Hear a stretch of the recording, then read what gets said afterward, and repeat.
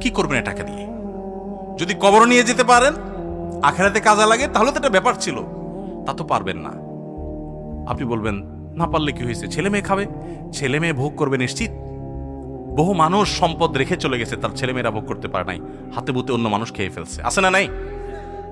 সবচেয়ে বড় হতভাগাকে জানেন?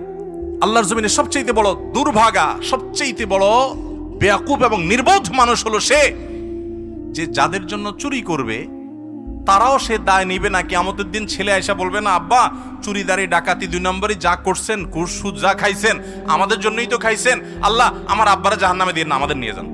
বলবে না ভাই, কোরআন বলেছে ইয়াউমা ইয়াফিরুল মারউ মিন আখিহি ওয়া উম্মিহি ওয়া আবিহি ওয়া সাহিবাতিহি ওয়া বানি। সন্তান বাপকে দেখে মাকে দেখে পালাবে, যে না জানি আজকে কোনো কিছুর জন্য ধরে। সবাই ইয়া নাফসি ইয়া নাফসি করবে। যাদের জন্য চুরি করবেন ওরাও দায় নিবে না, আপনার মতো নির্বোধ কে হতে পারে?